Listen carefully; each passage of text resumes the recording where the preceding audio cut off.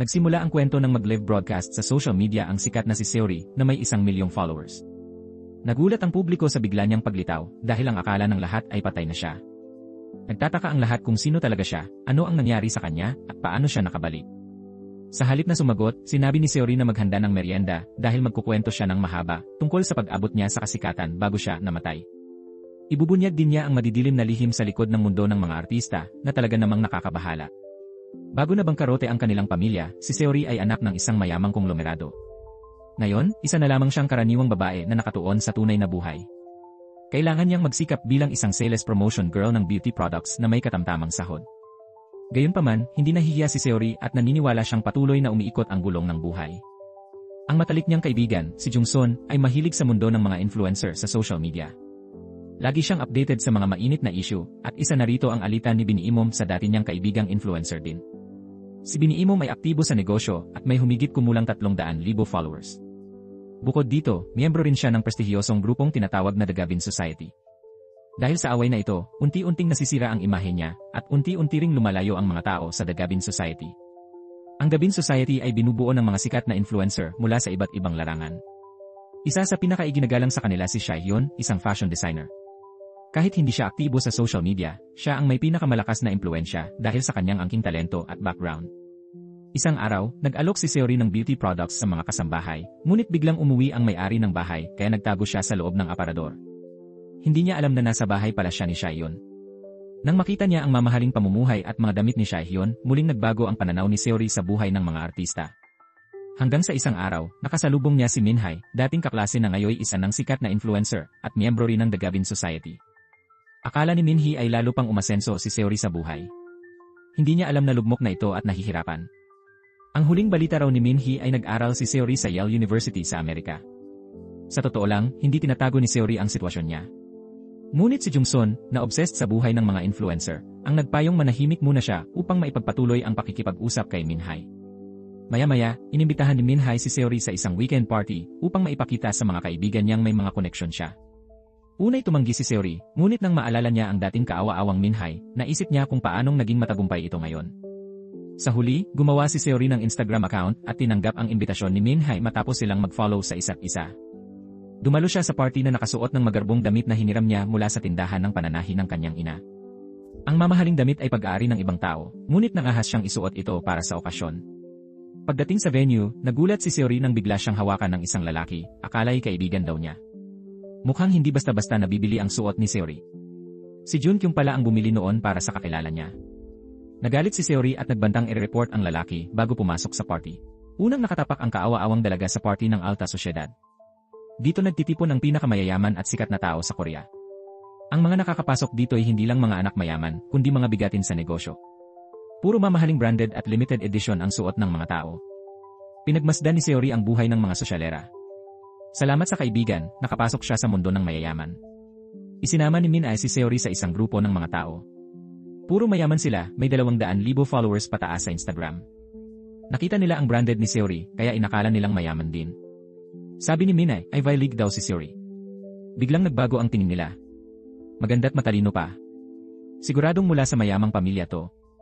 Hindi ito itinanggi ni Minhye at nagpatuloy sa kwentuhan. Mula simula hanggang dulo, di nakapagsalita si Seori. Bigla, may napansin silang babaeng papalapit. Si Sehyeon yon, sikat din sa mataas na lipunan. Anak siya ng kongresista at chairman ng malaking kumpanya. Tinatayang trilyong won ang yaman ni Sehyeon. Gulat-gulatan, si Sehyeon pala may-ari ng suot ni Seori. May nagtanong, di alam ni Sehyeon sagot, tumingin kay Seori. Nahiya si Seori sa mga matang nakatingin sa kanya. Nakita ng grupo ni Minhye ang tunay na Seori sa kahihiyan. Nang di makasagot si Seori, biglang tumulong si Sehyeon. Nagtanong ang iba kung paano makapasok sa Ivy League schools. Sa puntong ito, alam ni Seori na kung magpapatuloy siya sa pagkukunwari, tiyak na malalantad ang kahirapan ng kanyang pamilya, kaya't inamin niya ang katotohanan tungkol sa kanilang pagkabangkarote. Bukod dito, napilitan siyang huminto sa pag-aaral bago makatapos. Nagulat ang ibang mga babae nang marinig nila ito. Si Minhye ang pinakanahihiya dahil siya ang nagdala kay Seori doon. Naramdaman ni Seori na hindi na siya welcome, kaya't naghanda siyang umalis. Pero bigla, dumating si Biniimom at sinampal si Minhye. Si Biniimom ang babaeng hindi pinapasok sa party kanina. Hindi inasahan ni Seori na ang pangyayaring ito ang magbabago sa kanyang mahirap na buhay. Nag-away sina Biniimom at Minhye dahil sa chismis, naging magkaaway sila. Sinadya rin ni Min Ae na hindi papasukin si Binimom sa party. Patuloy na ininsulto ni Binimom si Min Ae sa harap ng lahat. Hinila pa ni Binimom ang buhok ni Min Ae. Namasdan ni Seori si Min Ae na binubuli at hindi siya makatayo lang kaya hinarap niya si Binimom. Nagalit si Binimom at binuhusan ng alak ang damit ni Seori. Sobrang mahal ng damit na kahit ibenta ni Seori ang bahay niya, hindi niya ito mabibili muli. Hindi na napigilan ni Seori nang makitang pinagagalitan pa rin siya ni Binimom. Hindi na napigilan ni Seori ang sarili. Biglang sinampal ni Seori ng malakas si Binimom. Sinabi ni Seori na ang mayamang walang isip ay nagpapakita ng masamang ugali at nawalan ng mukha. Ang mga salita ni Seori ang nagpatawa sa lahat kay Binimom. Pagkatapos magsalita, tiwala sa sariling umalis si Seori. Nakuha nito ang atensyon ng lahat sa party, kasama ang lalaking magiging kanang kamay ni Seori. Paglabas, nakita ni Seori ang maruming damit at nag-alala dahil wala siyang pambayad.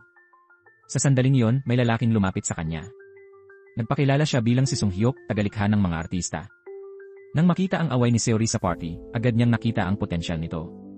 Gusto ni Sung Hyuk na sumali si Seori sa kumpanya, kaya dinala sa makeup room. Ito'y isang makeup room para sa mga sikat na artista. Kung may 1,000 plus followers si Seori, libre ang VIP services dito. Akala ng lahat para sa artista to, pero ang boss ang pinaka-nakikinabang dahil sa mga sponsor. Kailangan lang ng artista mag-post ng ilang litrato sa Instagram, itag ang mga brand o sponsor. Sa ganitong paraan, kikita ang makeup company ng bahagi ng tubo. Pagkatapos ipakilala ang e-service, dinala ni Sung Hyuk si Seori sa kabilang silid. Puno ng mamahaling damit mula sa sikat na brand ang silid na ito. Lahat ng sikat na may 10,000 followers sa social media ay otomatikong papasok dito. Bukod pa, pwede silang humiram ng libre na damit dito. Mas maraming followers, mas malaking diskwento ang makukuha nila. Halimbawa, itong magandang babaeng nag-yoga. Ang suot niyang yoga outfit ay mura lang, pero dahil sa kanya, tumaas ang presyo. Sa loob ng 30 minuto, nakapagbenta siya ng 5,000 outfit. O kaya, itong babaeng nag-post lang ng simpleng litrato, maraming na-curious sa thermos. Dahil doon, mabilis na nabenta ang thermos. Mas maraming gawaing natapos ng mga sikat, mas malaki ang kanilang kita. Kaya sa lipunan ngayon, mga sikat ang pinakamataas ang kita. Kahit narinig ni Seori ang mga benepisyo ng pagiging sikat, hindi pa rin siya makapaniwala. Siya mismo ang pumili ng magandang damit. Pagkasuot ng damit, tiningnan niya ang sarili sa salamin. Samantala, tumayo si Seung Hyuk sa tabi niya at kumuha ng ilang litrato ni Seori. Sabay nito, nagpahayag siya ng panghihinayang at sinabi na may 1,000 followers lang si Seori, kaya wala siyang karapatang manghiram dito. Ang pinakamaganda niyang magagawa ngayon ay kumuha ng ilang litrato. Doon lang naintindihan ni Seori ang lakas ng opinyon ng publiko at ng mga artista. Ang nangyari ngayong araw ay talagang nagbago sa pag-isip ni Seori. Sa oras na ito, nagsimula na rin siyang magkaroon ng sariling mga hangarin. Pero walang magandang bagay na kusang dumarating.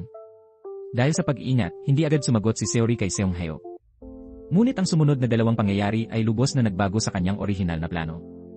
Una, kailangang bayaran ni Seori ang damit na nadumihan niya. Walang katumbas ang halaga ng damit dahil 3 lang ito sa buong mundo. Nang araw na yon, pumunta si Sihyeon sa labahan ng nanay ni Seori. Dala ni Sihyeon ang damit para labhan, pero si Seori ang nagsuot at nadumihan ito. Sa puntong ito, paumanhin lang ang nasabi ni Seori. Inilabas pa niya ang lahat ng kanyang ipon. Gusto niyang hulugan ang bayad sa damit, pero sobrang bait ni Sihyeon. Sa di malamang dahilan, tinanggihan niya ang bayad. Dito naramdaman ni Seori ang agwat ng mayaman at mahirap. Ang pangalawa ay nanggaling kay Min Hae. Dahil sa nangyari sa party, pinag-uusapan ng mga basher ang lahat tungkol kay Min Hae. Nag-aalala siya at gustong maayos agad ang sitwasyon. Nag-aanyaya siya ng mga artista sa kanyang tindahan. Ginamit ni Min Hae ang kasikatan para makipagtulungan at magbenta ng produkto. Basta't dumating ang ibang babae noon, mabubura ang maling chismis tungkol kay Min Hae. Ngunit di alam ni Min Hae na may masamang balak sa kanya ang mga kaibigan. Matapos ang pangyayari ng gabing iyon, ayaw na nilang makipagkaibigan kay Min Hae. Pero pinag-isipan ni Sihyeon ang sitwasyon. Sabi niya, kung di sila pupunta sa livestream, sasabihin ng tao na tinalikuran nila ang kaibigan. Kaya mas makakabuti para sa kanila na pumunta. Kaya't nagtipon sila sa cave na ito. Nang malaman ni Min Hae na napilitan lang sila, ginawa niyang target si Seori dahil madali siyang apihin. Kinalagkad ni Min Hae si Seori sa livestream. Sa harap ng 20,000 manonood, nahiya si Seori at tinakpan ang mukha ng kamay.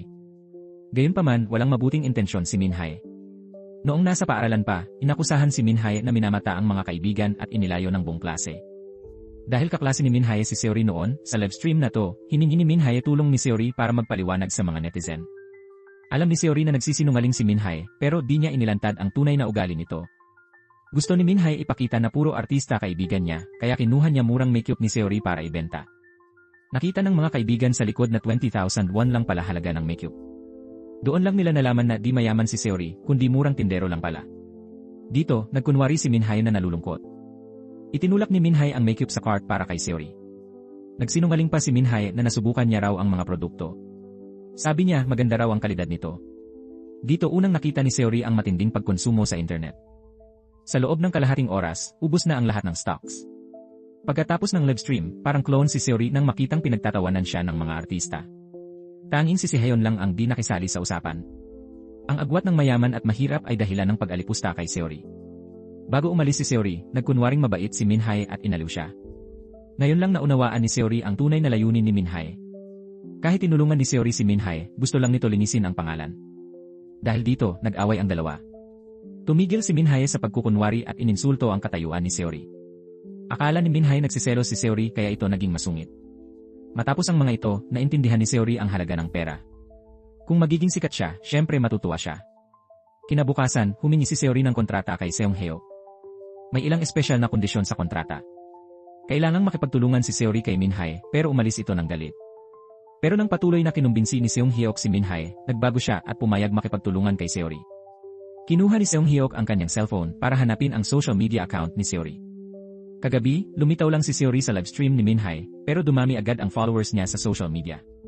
Magandang pagkakataon to para kumita ang kumpanya ni Seonghyok. Sa oras din yon, pumasok si Seori galing sa labas. Nakita ni Seori ang inis ni Minhye at natuwa siya ng husto. Ginamit ni Seori ang dahilang negosyo para ayusin ang alitan nila kahit pakunwari lang. Pumunta sila sa pasilidad na ginawa para sa mga artista. Pagkalipas ng 30 minuto, tapos na silang mag-check-in. Ang mga artista na tumawa sa kanila kahapon ay nagulat na ngayon sa kanilang hitsura.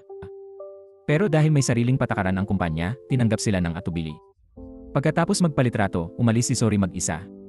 Bigla namang may mga tagahanga na dumating. Di inaasahan, fans pala ni Seori ang dalawang to kahit bago lang siya sa social media. Nakita ng dalawang fan na maganda ang suot ni Seori. Tinanong pa nila kung saan niya binili ang damit. Nagselo si Minhye kaya tumakbo siya at hinawakan ang braso ni Seori.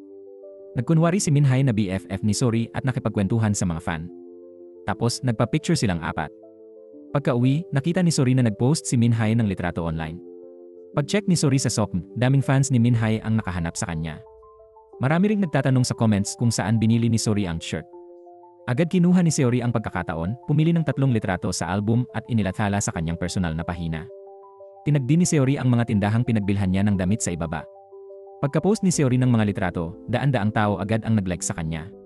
Pero binigyang pansin ni Seori ang account na BBB Famous. Kinabukasan, inayos niya ang gamit at naghanda magbenta ng produkto sa ilalim ng kumpanya. Nakatanggap si Seori ng imbitasyon mula kay Minhye. Inanyayahan siya ni Minhye sa peryahang inorganisa nito sa Biyernes. Binigyang diin ni Minhye na may inilaan siyang pwesto para kay Seori, kaya kinabukasan, sila ng kaibigan ay nagdala ng malaking bag papunta sa perya. Pero pagpasok sa bulwagan, napagtanto ni Seori na nabitag siya dahil puro mamahalin ang mga paninda rito. Ang presyo ng bawat item ay umaabot ng milyon-milyong won. Samantalang si Seori ay nagdala lang ng mga murang bagay dito. Dahil sa malaking pagkakaiba, agad na unawaan ni Seori na siya ay niloko. Marahil gusto ni Minhye na mapahiya si Seori dito. Agad sinabi ni Seori sa kaibigan na mag-impake na. Kailangan nilang umalis sa patas kaagad. Ngunit pagkatapos magsalita ni Seori, narinig ang boses ni Minhye sa likod. Kasunod niya ay ilang tao pa. Sabi ni Minhye, tinawag niya si Seori para tumulong sa trabaho. Walang karapatang maging bisita rito ang mahirap na tulad ni Seori.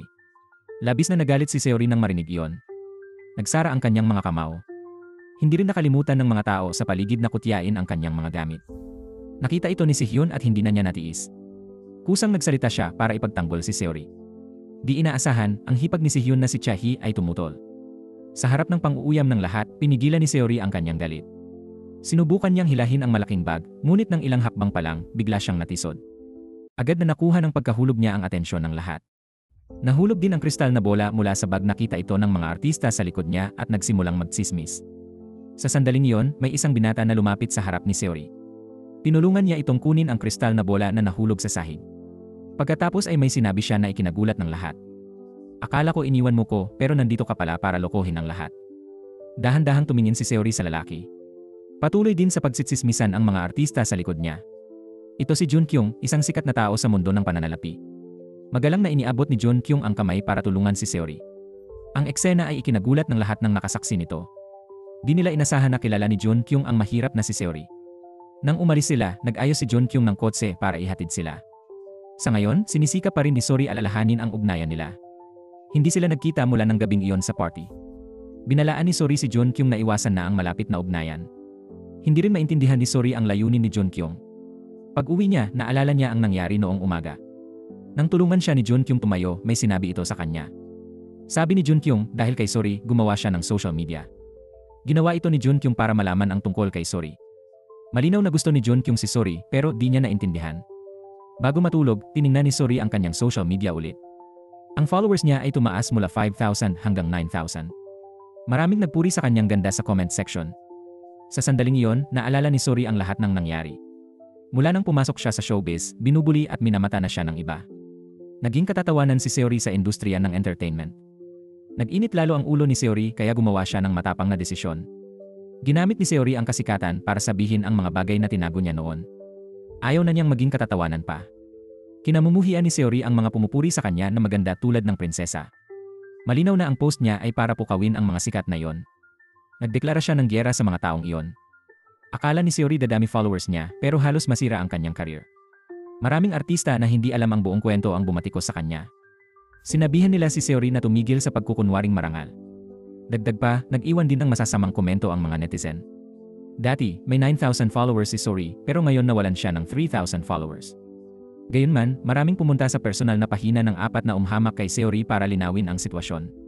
Para maiwasan ang pagsabog ng opinyon, nagdesisyon silang mag-live stream para sabihin hindi nila kilala si Sori.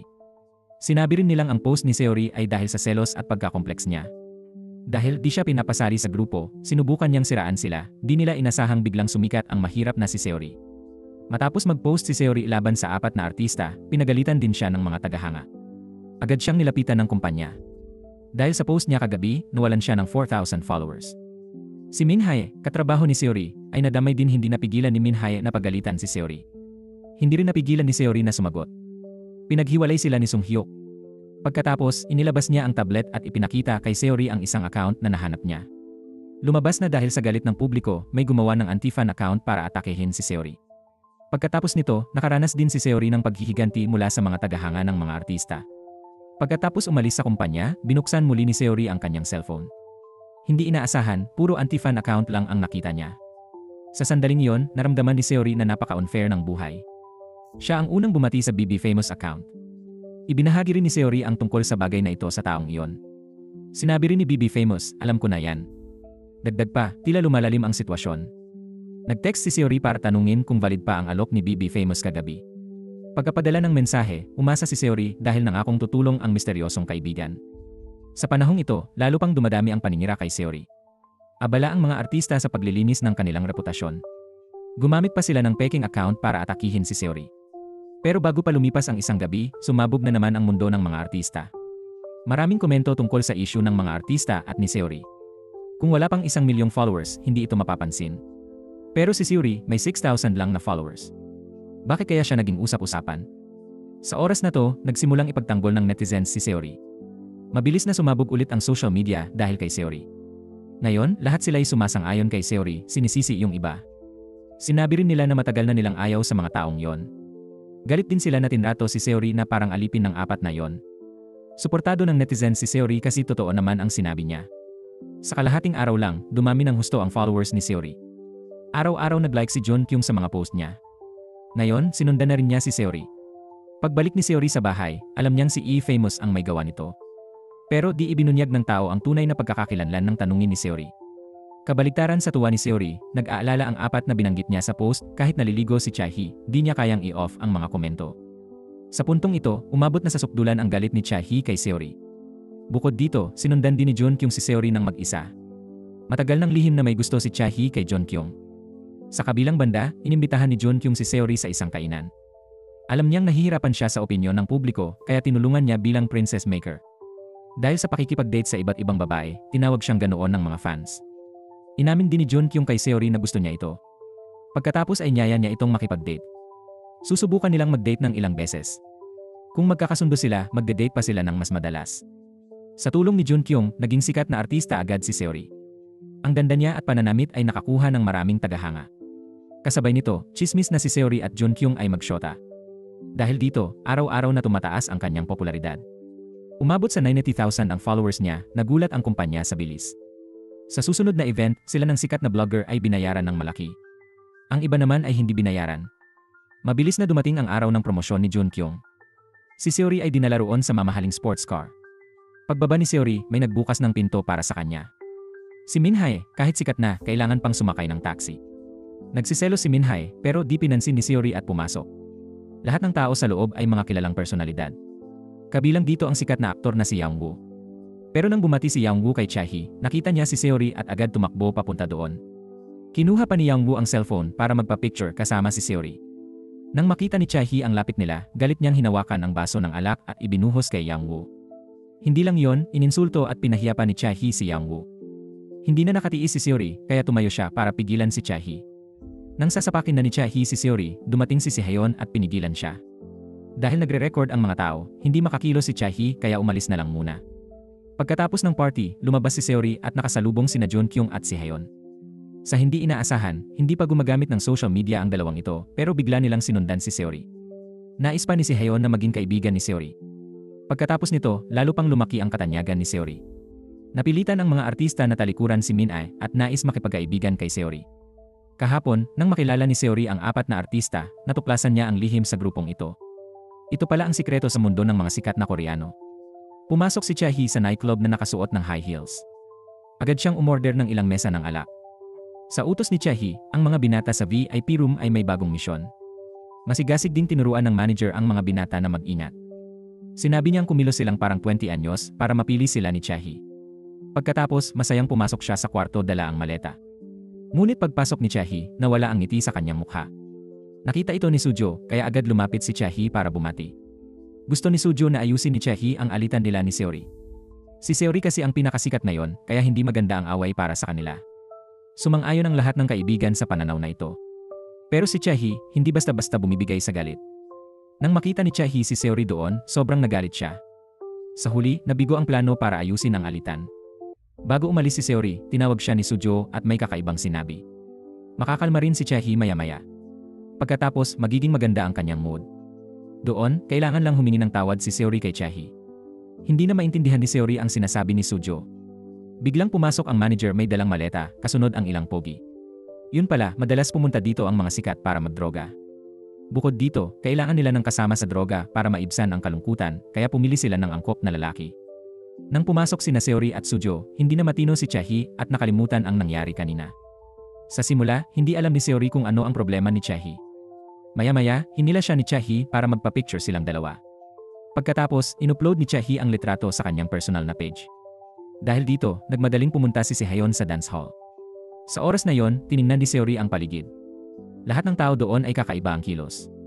Binuksan niya ang maleta sa mesa, pero natakot siya sa nakita. Doon niya naintindihan ang sitwasyon nila. Hinila niya si Sujo para magtanong, pero sabi nito kailangan daw nila to para sa high society. Hindi inakala ni Seori na ganito pala ang tinutukoy nilang high society. Ang upper class na pinapangarap ng marami ay pala'y ganito karumi. Sabi ni Sujo, dahil magkaiba ang uri ni Seori at ng mga ito, iba rin ang kanilang paraan ng pag-alis ng stress. Noon din, bigla ring pumasok sa kwarto si Sihyeon. Pagkakita ni Sihyeon sa gulo, dali-dali siyang lumapit kay Chae at binura ang litrato at post sobrang natakot si Seori kaya agad din siyang umalis doon. Paglabas lang ni Seori, nakita niyang nandoon din pala si Junkyung. Nakita rin pala ni Junkyung ang litrato ni Chae. Akala niya nagdroga si Seori kasama nila kaya ayaw na niyang makipag-date. Galit na sumigaw si Seori na tumigil siya. Magpapaliwanag na sana siya nang may sumigaw mula sa kwarto. May lalaking na-overdose sa droga at nawala ng malay. Pagkakita nito, agad na ni-revive ni Junkyung ang puso ng lalaki. Kukuha na ng phone si Seori para tumawag sa 119 nang may pumigil sa kanya. Ito pala si Taejon, kapatid ni Junkyung at asawa ni Sihyeon. Siya rin ang may-ari ng nightclub na ito. Binantaan ni Taejon si Seori na huwag tumawag ng pulis. Kahit di siya gumagamit, nasa eksena pa rin siya. Kung tatawag siya ng pulis, masisira ang kanyang karera. Sa huli, pinili ni Seori na makipagkompromiso. Sa tulong ni Taejon, mabilis na naayos ang lahat. Tinulungan nila ang mga adik lumabas sa likuran. Ang mga artista ay inilagay sa unang kotse. Kinuha ni Sihyeon si Seori at sumakay sa pangalawa. Sa wakas, tinawag na ang ambulansya. Si Taejon ang lihim na tumawag sa direktor ng ospital. Pagka-uwi, sinabi ni Taejon na kausapin si Seori. Huwag mong hayaang sabihin niya ito kahit kanino. Kakauwi lang ni Seori at nag-iisip kung tatawag ng pulis nang hilahin siya ng kanyang ina sa harap ng computer. Ilang araw lang ang nakalipas, nagbukas si Seori ng online store kasama ang kapatid at kaibigan niya. Maraming tagahanga ang gustong umorder ng kanyang mga damit. Dahil dito, hindi na niya naisip na tumawag pa ng pulis. Kinabukasan, inimbitahan ni si Haeon si Seori para mag-usap. Bago pa sila makapagsalita, dumating si Taejon kasama si Junkyung. Sa sandaling iyon, nagtitigan silang lahat sa isa't isa. Hindi alam ni Seori kung ano ang balak ni Taejon, nakita niya lang itong kumuha ng isang lihim na dokumento. Kapag pinirmahan ni Seori, makatatanggap siya ng malaking halaga. Tiyak na may kaugnayan ito sa paggamit ng droga kagabi. Mukhang gusto ni Taejon na patahimikin si Seori gamit ang pera, pero tumanggi siya agad. Nang marinig ito ni Taejon, bigla siyang nagbago ng ugali. Naging banta na ang dating magalang niyang pananalita.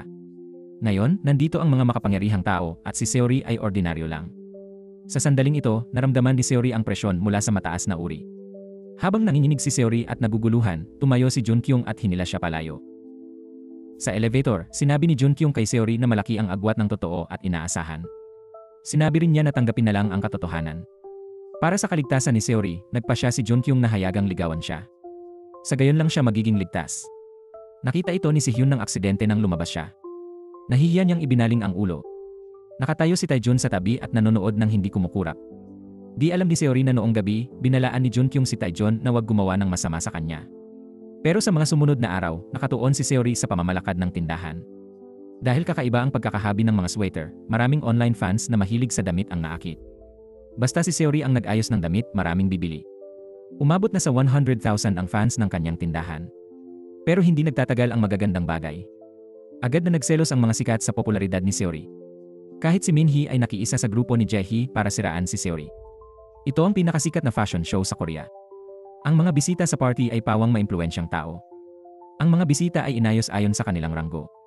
Ang mga kaunting nag-invest ay nasa pinakamataas na palapag. Ang tunay na mayayaman naman ay nakaupo sa unang hanay. Ang pagkakaupo ay nagpakita ng agwat sa katayuan. Biglang pumasok si Seori na may kakaibang aura. Agad na patingin ang lahat sa kanya. May suot na limited edition at silver shorts si Seori. Para siyang modelo sa tingin ng mga tao dahil sa kanyang aura. Nagulat ang mga galit kay Seori nang makita siya. Pero may isang bagay na mas ikinalat ng lahat. Nakaupo si Seori sa unang hanay. Naisip ni Jaehee na hindi tama, kaya hinanap niya ang manager. Hindi niya tinanggap ang pag-upo sa iisang hanay kasama ang mahirap na si Seori. Isang linggo lang ang nakalipas, hindi kilala si Seori at laruan pa rin siya ng iba. Tahimik na pinagmasdan ni Seori ang lahat ng nangyayari. Paano kaya naisip ng iba na makikita nila si Seori dito? Salamat sa matalik na kaibigan ni Jaehee na hindi dumating. Isang linggo lang ang nakalipas, naging sikat si Seori dahil sa kanyang estilo ng pananamit. Dahil dito, tumaas ng husto ang mga benta ng mga damit. Ngunit ngayon, nagsimulang magkaproblema ang negosyo ni Seori. Pagkatapos ng trabaho, pumunta si Seori sa supplier ng mga paninda. Kahit nag-order siya ng 5,000 piraso ng damit, sinabihan siyang wala ng stock. Kahit may resibo siya, ginamit ng may-ari ang dahilan ng kakulangan ng stock. Ganoon din ang nangyari sa kaibigan ni Seori. Ang 3,000 damit na in-order nila ay wala na ring stock. Matapos tanungin ng dalawa ang may-ari, sinabi nitong eksklusibong binili na ang damit. Sa panggigipit ni Seori at kaibigan, sinabi ng may-ari na si Beta Zoom ang may kagagawan. Ang kumpanyang iyon ang pinakamalaking importer sa Dongdaemun. Bukod dito, si Hwang Lee, may-ari ng Beta Zoom, ay personal na pumunta para pumili. Ang mga maliliit na negosyo tulad nila ay hindi nangangahas na galitin siya. Ngayon, ibabalik na ni Seori ang bayad sa mga customer. Kung hindi niya maayos ito, baka magsara na ang kanilang tindahan. Mabilis na binuksan ni Seori ang telepono para hanapin si Hwang Lee. Puno ng mga damit na pinili ni Seori ang tindahan ni Hwang Lee. Bukod pa rito, eksklusibo silang ibinebenta. Agad na sinabi ni Seori kay BB Famous ang tungkol dito. Gusto ni Seori tanungin si BB Famous kung kilala niya si Hwang Lee. Sabi ni BB Famous, malas lang ni Seori kung galit sa kanya si Hwang Lee, ang pinakamalaking negosyante. Madalas siyang nagbebenta ng malalaking bulto. Maging ang may-ari ng Dongdaemun ay hindi naglakas loob na galitin siya. Kahit alam ni Seori na di na mababawi ang mga gamit, sinundan pa rin niya ang address ni Hwang Lee. Kausap ni Hwang Lee si Minhee sa telepono ng oras na yon. Lumabas na nagsiselos si Minhee at kailangan niyang hanapin ito para tumulong. Nang malaman ni Hwang Lee na maliit lang ang kita, agad siyang nagpakita ng dismaya. Pagkababa ng telepono at paglingon ni Hwang Lee, nakita niya si Seori na galit na pumasok. Tinawag ni Seori na duwag si Hwang Lee dahil gusto lang nitong angkinin ang mga damit na in-order niya. Binalaan ni Seori si Hwang Lee na pag inulit pa, hindi niya ito patatawarin. Pero, hindi pinansin ni Hwang Lee ang mga babala ni Seori. Tumalikod lang si Hwang Lee at nagpatuloy sa paglalaro ng baraha kasama ang mga kaibigan. Galit na umuwi si Seori. Agad tinanong ni BB Famous si Seori kung may galit siya sa sinuman. Tapos, pinadala ni BB Famous ang video sa kanya. Pagkatapos panoorin ni Seori ang video, bumalik siya kay Hwang Lee. Lalo pang naging arogante ang ugali niya. Sinabi ni Seori na gusto niyang magsugal kasama nila. Hindi alam ni Hwang Lee ang binabalak ni Seori. Pero nang makita ni Hwang Lee ang laking pera ni Seori, pinayagan niya itong sumali. Agad-agad, 2 baraha ang ipinamahagi sa bawat isa. Tiningnan ni Hwang Lee ang kanyang baraha at tumaya ng 20,000 won. Hindi man lang tumingin si Seori at tumaya agad ng 500,000 won. Sinundan ni Hwang Lee si Seori at tumaya ng 1,000,000 won. Patuloy na sumunod si Hwang Lee sa taya. Pero itinaas ni Seori ang taya sa 5,000,000 won. Sa puntong ito, medyo kinabahan si Hwang Lee. Akala ni Hwang Lee simpleng laro lang ito, bakit sobrang laki ng taya? Pero sabi ni Seori kailangan niyang manalo. Ang taya niya ay katumbas ng bayad sa inuman nila. Nang marinig ni Hwang Lee si Seori tungkol sa inuman, nalaman niyang alam ni Seori ang kanyang kahinaan. Tumayo si Hwang Lee sa takot at gustong palayasin si Seori. Hindi inaasahan, ang pag-aalala ni Hwang Lee ay nagpasaya kay Seori. Pagkatapos, binaliktad ni Seori ang karta na hindi niya tiningnan. Mas mababa ang puntos nito kaysa kay Hwang Lee, pero ayon ito sa plano ni Seori. Ginamit ni Seori ang pinakamaliit na baraha para manalo ng 5,000,000 won kay Hwang Lee. Matapos kutyain si Hwang Lee, napakasaya ng pakiramdam ni Seori. Patuloy na dumarating sa kanya ang swerte. Sa daan pa uwi, may nakasalubong si Seori na lalaki. Iyon pala si Tito Kang na matagal na niyang hindi nakikita. Noong taon na yon, tinulungan siya ng ama ni Seori. Ngayon, dahil sa sipag, may malaking pabrika na si Tito Kang. Tinawag pa siya ng mga tao bilang hari ng mga import. Ang pabrika ni Tito Kang ang pinakamalaki sa Dongdaemun. Sa mga sumunod na araw, bigla na lang nawala si Seori. Inakala ni Minhae at ng kanyang grupo na nasaktan nila si Seori hanggang sa punto ng pagkasira ng isip, kaya pinili niyang mawala at mamuhay ng normal. Hanggang sa araw ng fashion show, sinundan ni Soo-jo ang isang kakaibang numero papunta sa hotel. Nagsimula na rin ang unang hakbang sa plano ng paghihiganti ni Seori. Mula sa BB Famous, may natuklasan si Seori na nakakagulat. Madalas nakikipagtransaksyon si Soo-jo sa mayayamang lalaki, kaya nagpanggap si Seori at ginamit ang 30,000,000 won para linlangin siya. Nang malaman ni Soo-jo na natuklasan ni Seori ang kanyang lihim, agad siyang lumuhod at nagmakaawa. Kung lalabas ang bagay na ito, masisira ang karera ni Soo-jo. Agad na humiling si Seori sa kanya na bumili ng upuan sa unang hilera para sa palabas. Kaya umasa si Seori sa posisyon bilang VIP para makapasok sa palabas. Bukod dito, nakuha rin ng hitsura ni Seori ang pansin ni Jun Kyung. Napatitig lang siya kay Seori na nakaupo sa kabilang panig. Kahit tapos na ang palabas, nakatingin pa rin si Jun Kyung kay Seori. Si Seori naman ay nagtatarget ng sikat na modelong may 4.5 milyong tagahanga. Iyon din ang dahilan ng pagpunta ni Seori dito. Pagkatapos ng palabas, nagdala si Seori ng bulaklak sa ibang artista. Ang suot ni Seori ay hiniram sa direktor ng kumpanya. Ito ay mula sa bagong koleksyon ngayong panahon. May kaparehas na outfit din ang isa pang babae. Nang makita si Seori, hindi napigilan ng babae na purihin siya. Narinig ito ni Seori at alam niyang nagtagumpay siya sa pananamit. Nag-alala si Seori kung bagay ba ang pantalon. Mabuti na lang, nagustuhan ng modelo ang pananamit ni Seori. Masaya pa silang nagpa-picture ng magkasama. Inilathala ng modelo ang larawan sa kanyang account. Nang maging viral ang larawan, si Minhae at barkada ay nakaramdam ng galit at inggit. Matapos matulungan ng sikat na modelo, umunlad ng husto ang karera ni Seori. Ang misyon nila ni Tito Kang ay unti-unting natapos ng maayos. Sumabog din ang benta sa tindahan ni Seori. Bumibili ng kanilang mga damit ang mga tao sa buong mundo. Sa pagkakataong ito, talagang sumikat si Seori. Matagumpay niyang nabuo ang kanyang sariling karera. Nang araw na yon, muling nagpunta si Seori sa kumpanya ni Jun Kyung. Dahil naging sales boss siya dati, gusto niyang makipagtulungan kay Jun Kyung. Tiniyak niyang maibebenta niya ang lahat ng inventaryo. Nakita ni Jun Kyung ang balak ni Seori, pero sinabi niyang tumigil. Nang magsasalita pa si Seori, sinabing di siya tatanggi dahil lang gusto nito. Sa sandaling yon, naantig si Seori sa lalaking ito.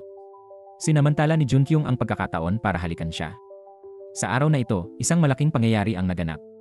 Inanyayahan ang mga artista sa isang promosyonal na aktibidad. Nang dumating ang sikat na idol girls, agad silang napaligiran ng mga reporter. Nang interviewin si Minhae, bigla silang nagulat. Napatingin ang lahat pabalik.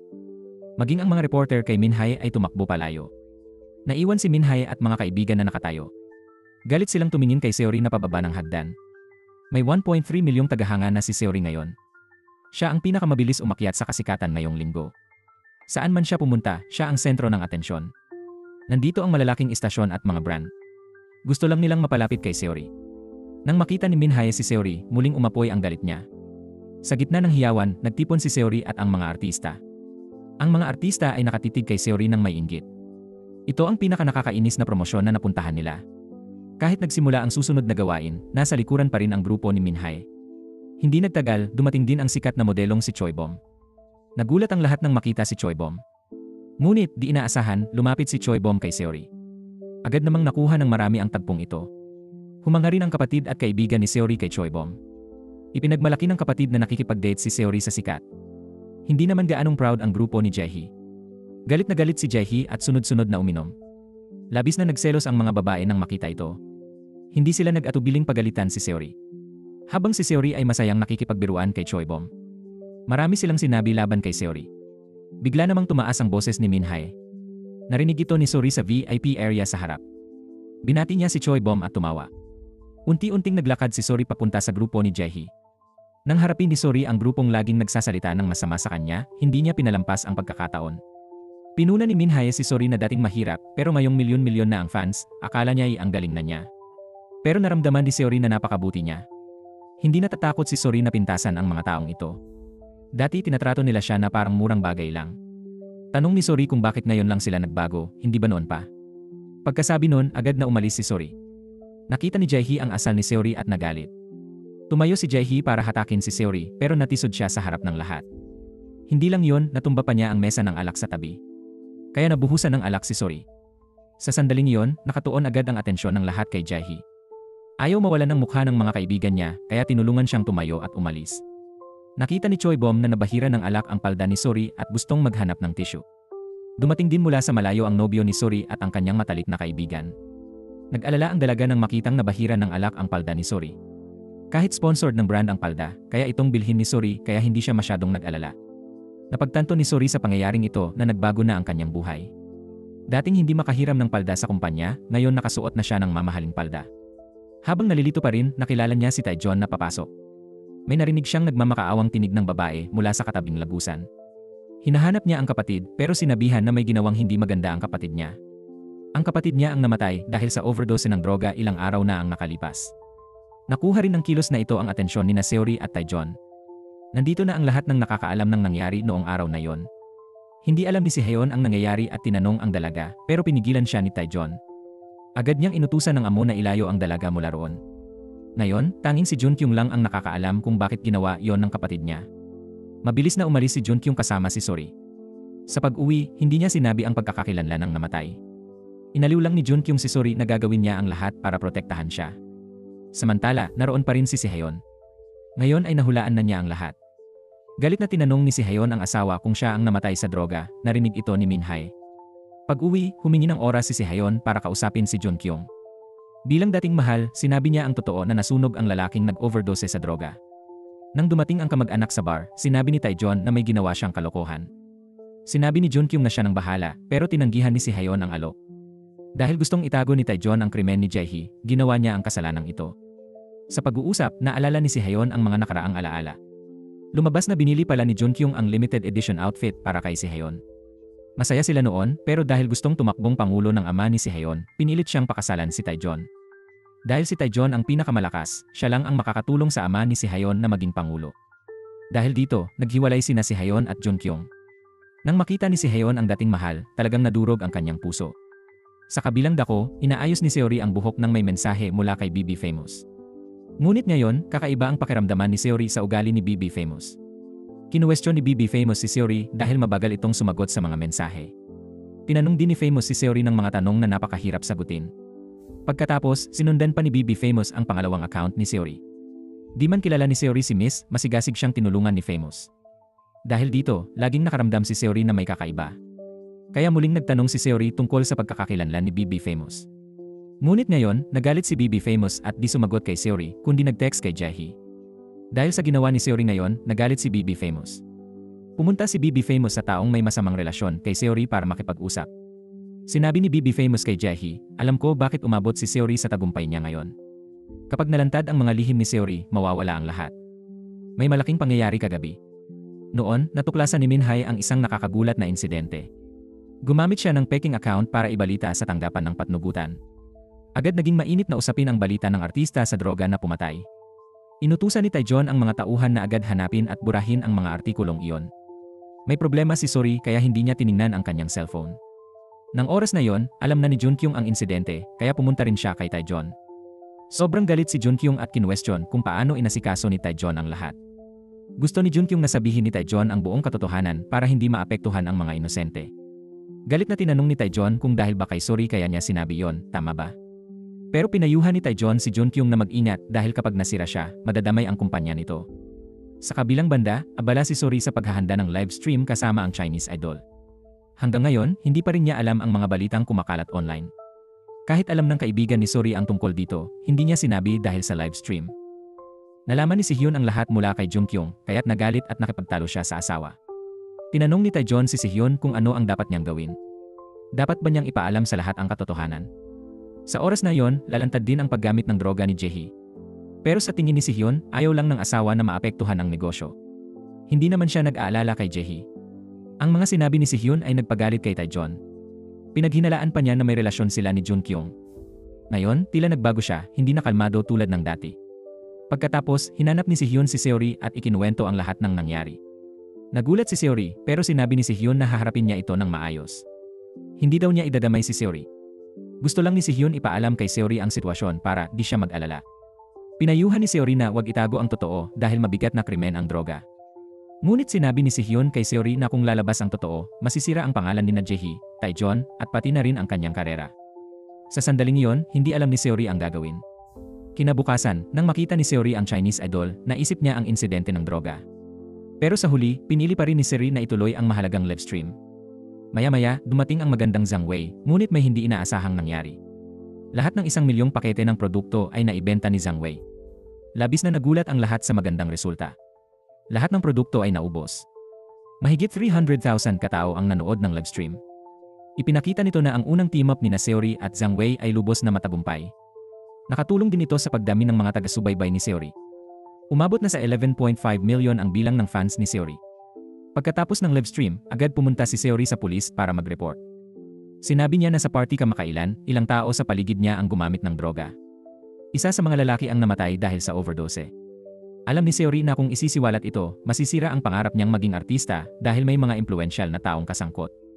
Sa totoo lang, hindi alam ni Seori kung bakit niya ito inireport.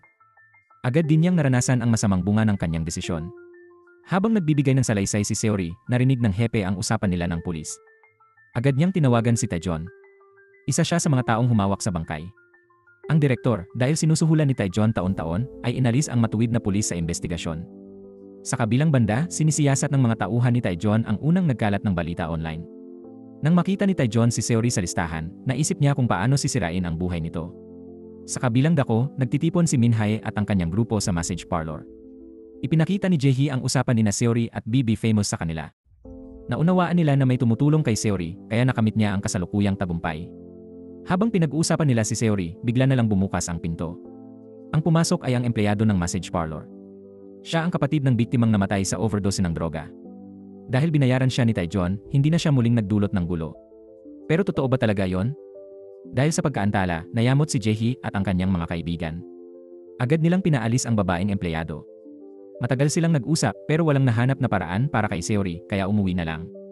Pagka-uwi, lihim na kinausap ni Minhae si BB Famous. Determinado si Minhae na saktan si Seori kaya nagpadala siya ng mga mensahe sa misteryosong tao.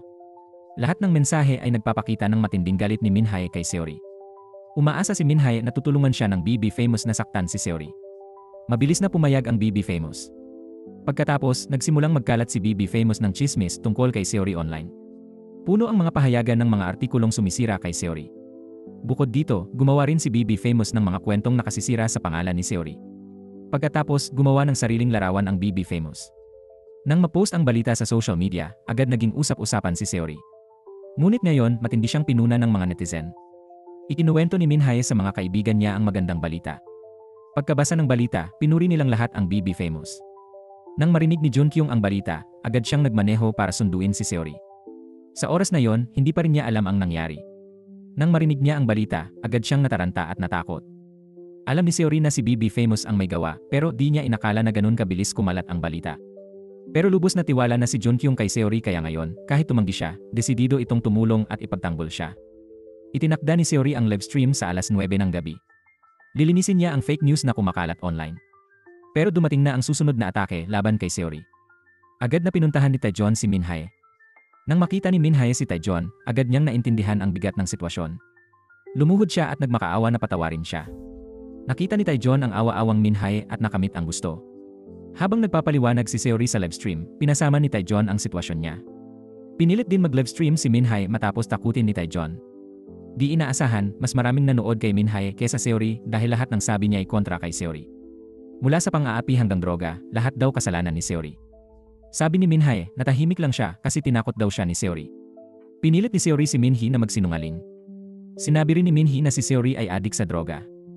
Nanood ng livestream ni Minhee ang ina ni Seori at nahimatay. Pero nagtiwala pa rin sina si Hyun at Junkyung kay Seori. Kinabukasan, pinuntahan ni Jun si Taejon, alam nilang lahat na si Taejon ang may gawa nito. Binantaan ni Junkyung si Taejon na naroon din siya noon. Sabay nito, naglabas ng pahayag si Junkyung. Sinabing gagawin niya ang lahat para sa taong mahal niya. Bilang saksi rin siya sa insidente, makakatulong siya. Nagalit si Taejon at natahimik sa banta ni Junkyung. Pagkatapos, umalis sina Junkyung at si Hyun. Gusto rin ni si Hyun na linisin ang pangalan ni Seori. Habang papunta kay Seori, naaksidente ng malubha si Junkyung. Pinasaktan ni Taejon si Junkyung para sirain ang ebidensya. Sa mga oras na ito, malapit nang matapos ang labanan. Walang nag-akalang ang misteryosong tao sa likod nito ay siya pala. Lumabas na ang babaeng ito pala ang BB Famous. Di mo akalain na ang masahista ay nakatira sa ganitong kalagayan. Magulot maduming kwarto, mabaho, may pritong manok sa lahat ng sulok. Mahirap paniwalaan na may taong nakatira sa ganitong lugar. Araw-araw pagka-uwi, nagla-login siya sa misteryosong account. Nakakuha si Jungwon ng impormasyon sa mga sikat na pumupunta sa parlor. Habang nag-uusap, di sinasadyang naglalabas sila ng mga lihim. Ginamit ni Jungwon ang mga ito para sa kanyang plano. Tuwing nagmamasahe, lihim siyang nagre-record sa kanyang cellphone. Lumaki siya sa malupit na kapaligiran kaya naging masama ang ugali. Gabi-gabi, naglilibot si Jungwon para magkalat ng chismis. Tinuring niya itong trabaho. Mabilis na lantad ang kanyang pagkakakilanlan dahil nawala ang lahat kay Seori. Ilang araw ang nakalipas, nakatanggap si Seori ng tawag mula kay Hyun. Pagpunta ni Seori sa ospital, nakita niya si Junkyung na walang malay sa kama. Pagkatapos, nakatanggap si Seori ng isa pang tawag sa telepono. Sinabi ng tumatawag na pumanaw na si Tito Kang. Si Seori ngayon ang target ng pang-aapi sa internet. Kahit nakabenta siya ng milyong item, lahat ay ibinalik. Hindi ito natanggap ni Tito Kang kaya gumawa siya ng kahibangan. Bago siya namatay, nag-iwan siya ng pamamaalam na sulat kay Seori. Hindi siya sinisi ni Tito Kang dahil sinabihan niya itong mag-ingat. Dapat tumigil na sila noon pa. Nahulaan nila ang sitwasyon pero sakim si Tito Kang at di nakinig. Ngayon, ang sitwasyon ay hindi na maayos. Pagkamatay ni Tito Kang, sinisi ng BB Famous ang empleyado sa kadagahan. Nagpatuloy siya sa pag-post online para hiyain si Seori. Sinabi niya na lahat ay dahil kay Seori. Dahil sa pagkamatay ni Tito Kang, tatakasan ni Seori ang responsibilidad. Lumaki agad ang galit ng publiko. Maraming netizens na walang alam ang naniwala sa BB Famous. Paulit-ulit nilang sinasabi na dapat mamatay na si Seori. Si Minhee ang pinakanakinabang dahil dati siyang natabunan ni Seori. Ngayong kinukutya si Seori, mas sumikat at minamahal si Minhee. Nag-livestream si Minhee at ang kanyang barkada. Malaking kita ang nakuha sa livestream. Sobrang galit si Hyun sa pangyayaring ito. Tinawagan niya si Seori pero walang sumasagot. Sa oras na yon, pumasok si Taejon, kinuha ni Taejon ang file at inilagay sa tabi ni Hyun. Alam na pala ni Hyun ang plano ni Taejon, ngayon, nag-alok siyang maghiwalay na sila. Ang file ay mga papeles ng diborsyo. Habang sumasagot, nagsimulang magbanta si Taejon kay Hyun. Pinaalalahanan ni Taejon si Hyun tungkol sa ama niya. Ang kinabukasan ng ama niya bilang kongresista ay nasa kamay ni Hyun. Kung hindi na siya biyenan, ilalabas ang lahat ng kaso laban sa ama ni Hyun. Tahimik na yumuko si Hyun sa banta ni Taejon, pero habang nagsasalita, mas lalong naging kasuklam-suklam si Taejon, nilapitan pa ni Taejon si Hyun para hiyain siya. Iniba niya ang kanyang uri sa mga karaniwang tao. Hindi na kinaya ni Hyun ang pang-aalipusta, kaya nagpasya siyang magpadiborsyo. Inisip ni Hyun ang pamilya noon, pero ngayon gagawa na siya ng tamang desisyon. Matapang na tumayo si Hyun laban kay Taejon. Ngayon, pinili niyang protektahan ang sarili. Sa kabilang dako, huling tiningnan ni Seori si Junkyung. Nagpasya siyang wakasan ang kanyang masakit na buhay. Hindi nagtagal matapos umalis si Seori, nasa labas na rin si Hyun. Sa sinabi ng ina ni Junkyung, nalaman niyang napadaan din si Seori. Umakyat na siya sa bubungan ng gusali. Naramdaman ni Hyun na may mali, kaya tumakbo siya pataas. Noon, nakatayo si Seori sa gilid ng barandilya. Kahit gaano katapang si Seori, hindi niya matanggap ang pag-alis ng mga mahal.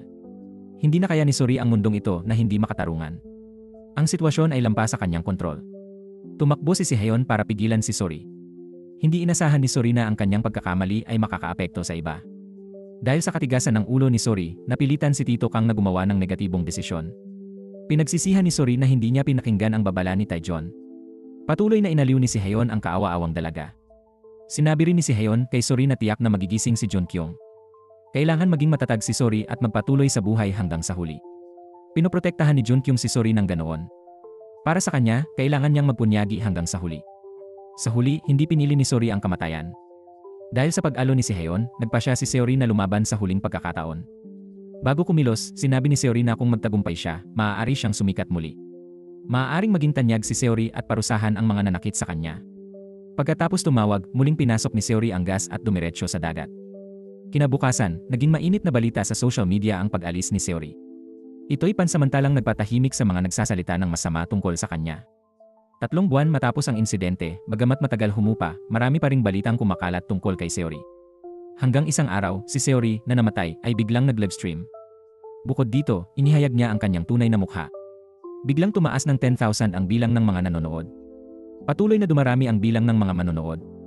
Dumadami ang mga taong interesado sa kwento ni Seori. Nag-click ang mga tao para manood dahil sa kuryosidad. Si Changwon ang pinakamaraming nagkomento sa kanila. Patuloy niyang tinatanong bakit buhay si Seori at natakot din si Minhae at ang kanyang grupo. Pagkatapos nito, opisyal na nagsimula ang paghihiganti ni Seori. Habang nakukuha ang atensyon ng lahat, ikinuwento niya ang mga kasamaang ginawa ng grupo ni Minhae sa kanya. Ikinuwento rin ni Seori ang lihim na pagsunog ng bangkay na nabigla sa droga. Inihayag niya ang lahat ng ebidensya ng krimen ni Taejon. Malaki ang interes sa kaso, hinihiling ng netizens ang investigasyon ng katotohanan. Nalantad din ang kwento ng matuwid na pulis na inilipat ng hepe. Napilitan ng prosecutor na mag-utos ng pag-aresto kay Taejon. Nang araw din iyon, nagsagawa ng paghahalughog ang pulisya sa bahay ni Taejon. Sinisira pa rin niya ang ebidensya at hinahanap ang IP address ni Seori. Ngunit dumating ang mga reporter sa bahay ni Taejon para sa balita. Takot na takot ang doktor at nag-impeke para umalis ng bansa. Sa hindi inaasahan, naharang pa rin siya ng mga pulis. Maagang pumunta si Minhae sa bilangguan para bisitahin ang ina ni Seori. Sa oras na ito, nilayon din ni Minhae na linlangin ang ina ni Seori na sila'y may magandang relasyon. Nais ni Minhae na payuhan ng ina ni Seori si Seori na patawarin siya. Ngunit di alam ni Minhae na sa araw ng live broadcast, nakita na ng ina ni Seori ang kanyang kasamaan.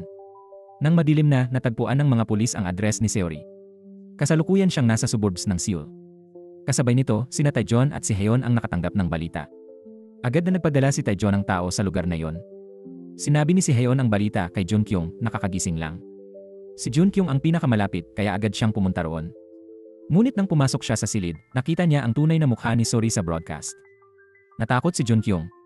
Lumabas na hindi pala si Seori ang nag-broadcast, kundi ang kanyang kaibigan. Gumamit ang kaibigan ng AI para baguhin ang kanyang mukha. Ang tumulong sa pagtago ng AI address ay kapatid ni Seori. Lahat ay plano para akitin si BB Famous na lumitaw.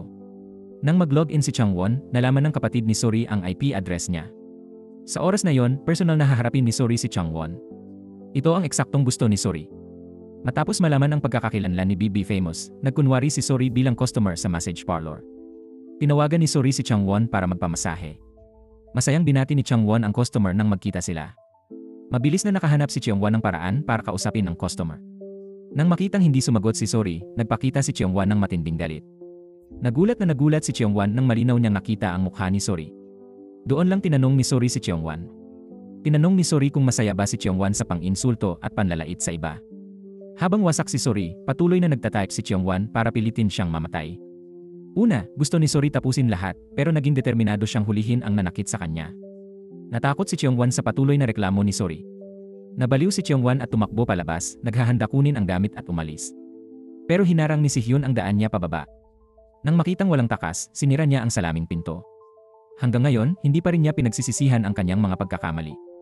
Isinusumpa pa rin ni Changwon ang mga sikat na mas maginhawa ang buhay kaysa sa kanya. Naging impyerno ang buhay ni Changwon sa kanilang pagmamayabang. Noon, naramdaman niyang mas mababa siya sa iba. Pakiramdam niya ay hindi siya makakakita ng pera tulad ng iba. Imbes magsikap, naghanap siya ng paraan para makapanakit ng iba. Tila nabaliw siya noon, hindi pinansin ang payo ng iba. Sa huli, pinili ni Changwon na wakasan ang kanyang buhay. Sa sandaling iyon, nabunyag ang lahat ng katotohanan. Naaresto si Jae-hee dahil sa kaugnayan sa droga. Nalaman ng asawa ni Sujo na bar girl siya, kaya humingi ng diborsyo. Umiyak ang babaeng nag-livestream, humihingi ng tawad kay Seori. Patuloy din siyang pinagalitan ng mga netizen. Nag-impake na si Minhae para umalis pero pinigilan ng kaibigan. Siya ang asawa ng doktor na tumulong kay Taejon itago ang bangkay. Si Minhae ang naghayag online tungkol sa pagtatago ng bangkay. Nawalan si Minhai ng karera at nasira ang kanyang pagkakaibigan. Inaresto ng pulis ang lahat ng sangkot sa insidente ng droga. Si Taejon, ang pinakamataas, ay kinondena rin ni Junkyung. Ang lakas ni Junkyung ay hindi naman mas mababa kay Taejon. Si Junkyung ay saksi rin na nakakita kay Taejon na gumalaw ng bangkay. Ang naghihintay kay Taejon ay mga araw sa bilangguan. Pagkatapos maayos lahat, bumalik si Suri at si Hyun sa bahay ni Cheongwan. Gusto nilang makita ang kalagayan ng kanyang pamumuhay. Ngunit pagpasok nila, nakita nilang napakasama ng lugar ni Cheongwan. Ang gulo ng silid na ito ay katulad ng kanyang pagkatao. Pagkatapos, binuksan ni si Hyun ang tablet at ipinakita kay Suri. Ang bilang ng kanyang tagasunod ay umabot na sa halos 4 na milyon. Sabik na sabik ang mga netizen sa pagbabalik ni Suri. Ngunit ngayon, pinili ni Suri na sumuko. Wala na siyang pakialam sa katanyagan. Gusto na lang niyang maging masaya at kumpiyansa.